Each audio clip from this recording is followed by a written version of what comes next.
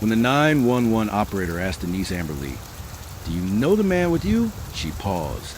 Her voice was shaking. She said nothing. At that moment, she was trying to do everything right, talking calmly, giving names, describing a green Camaro, trying to stay alive. Dispatchers had her on the line. Witnesses had called, but no police arrived.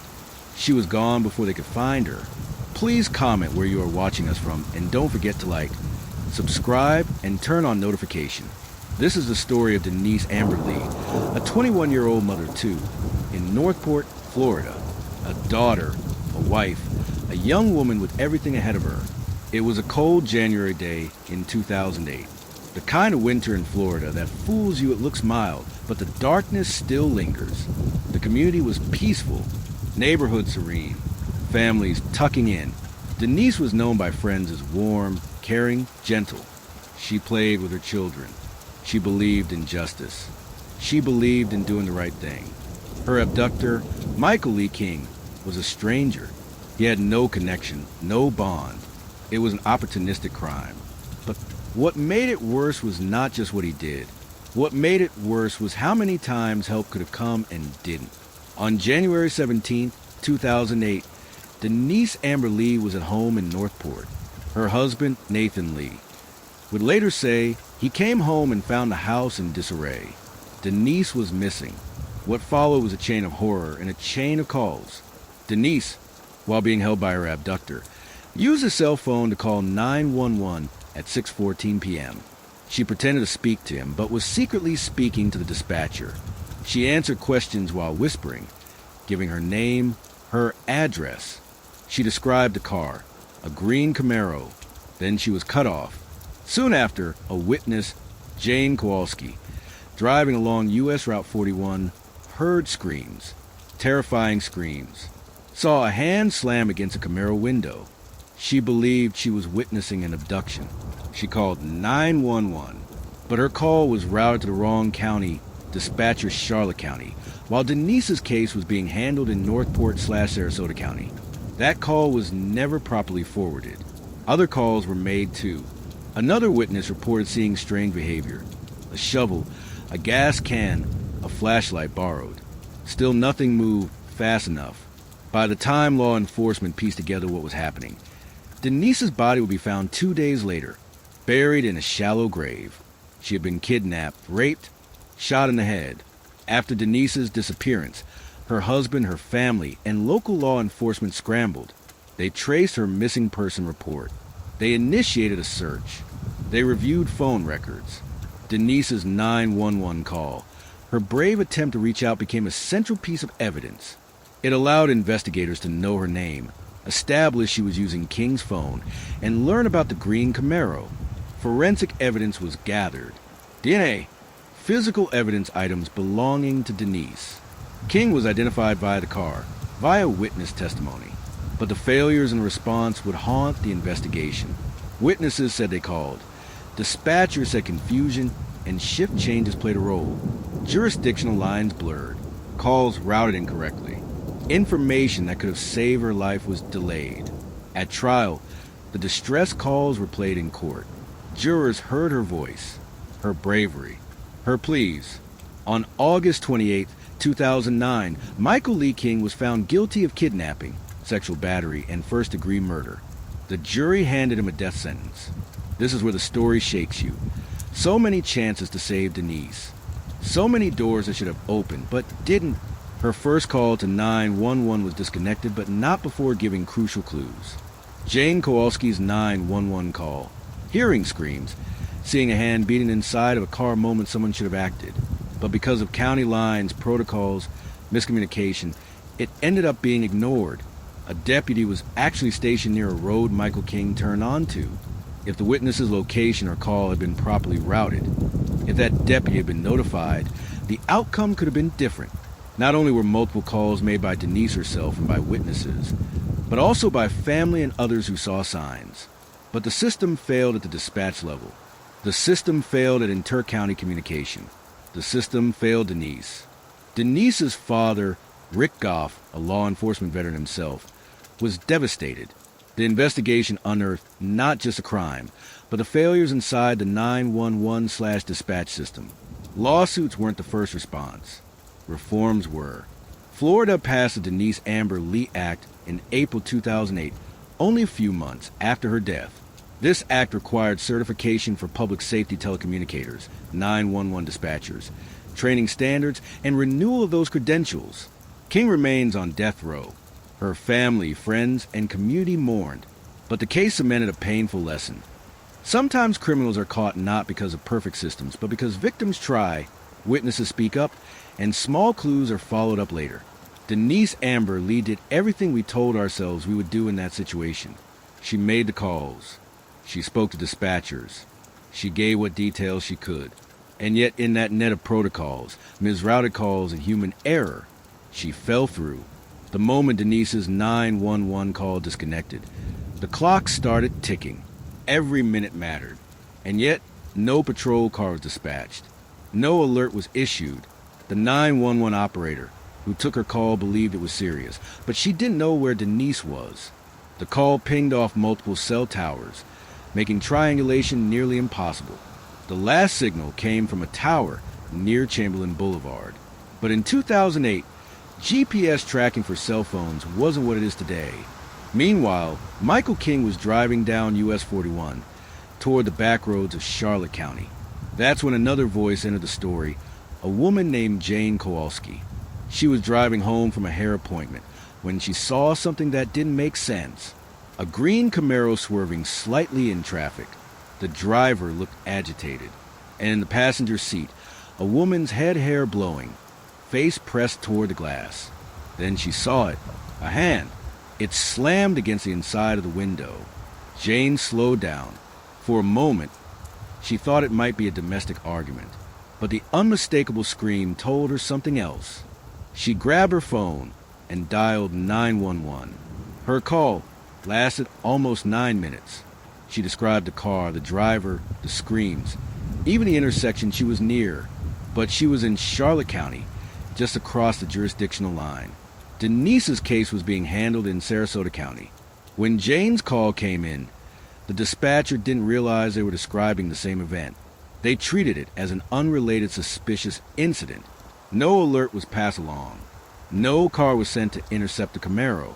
The chain of communication broke in real time, and no one knew it yet.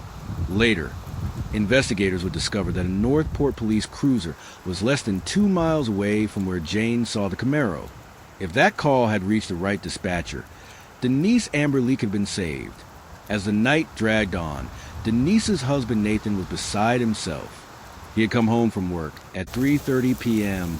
to find the home empty. The windows open. The TV is on. Their children ages 2 and 6 months are crying in their cribs. Denise's cell phone, purse, and shoes were missing. He called the police immediately, convinced she'd been taken. When the first officers arrived, they noticed something chilling hair clippings in the bathroom sink. Signs that someone had entered through the sliding glass door. Neighbors reported seeing a man sitting in a green Camaro earlier that afternoon. Within hours, a bolo be on the lookout was issued for a green Camaro with tinted windows.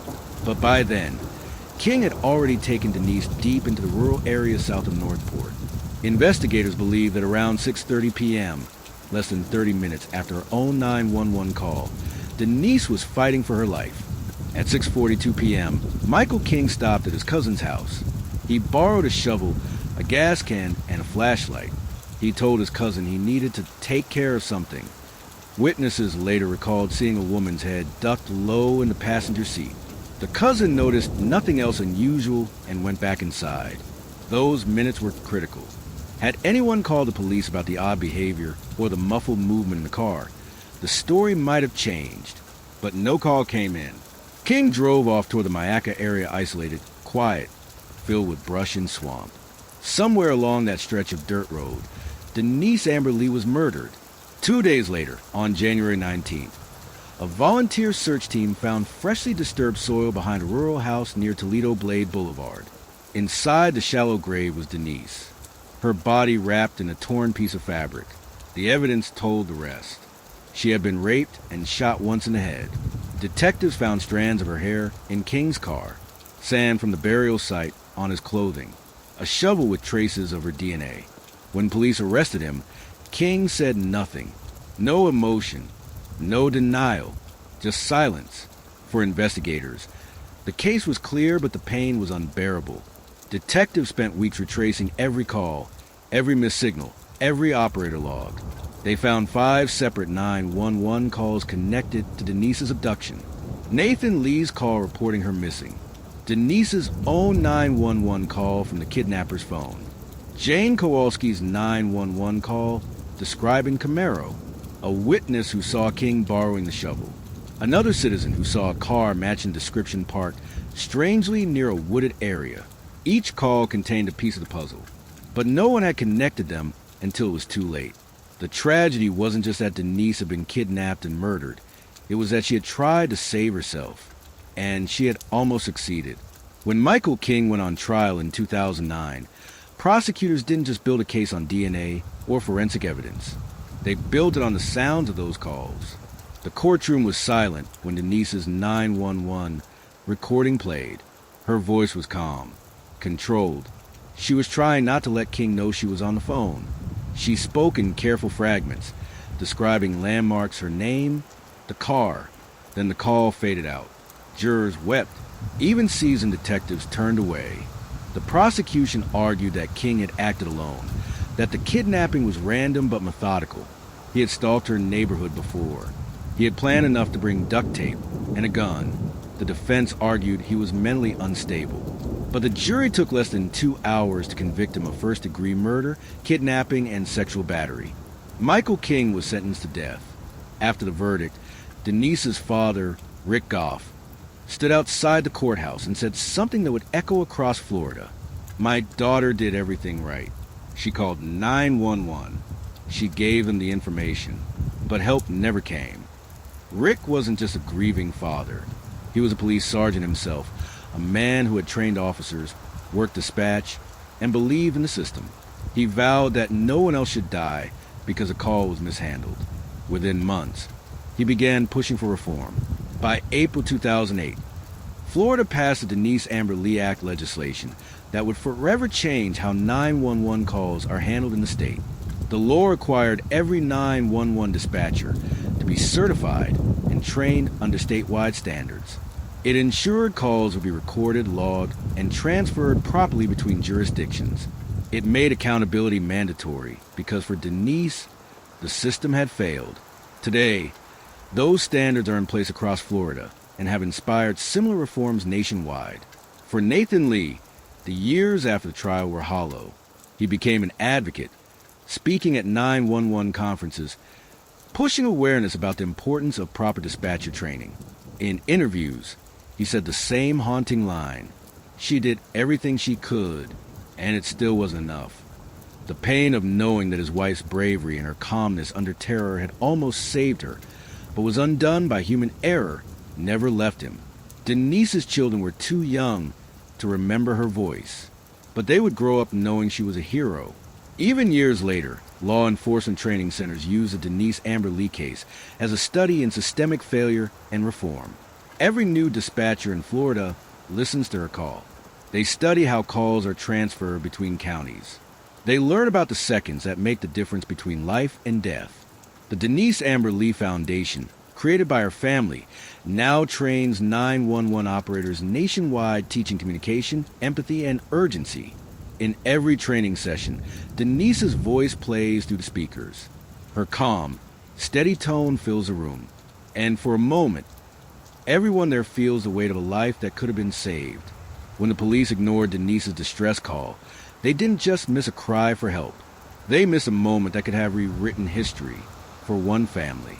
But Denise's story didn't vanish. It became a lesson carved in policy, carried in training manuals, remembered in every emergency call center that vows never to repeat those mistakes. It's easy to think justice ends when a killer is caught, but sometimes justice is bigger than the courtroom. Sometimes it's a new law, a new rule, a voice that never fades. Some stories end with justice, others end with silence, but this one saved lives. If this story shook you, make sure to subscribe to Cold Case Secrets. where we uncover the truth behind the world's darkest mysteries. Thank you for watching Cold Case Secrets.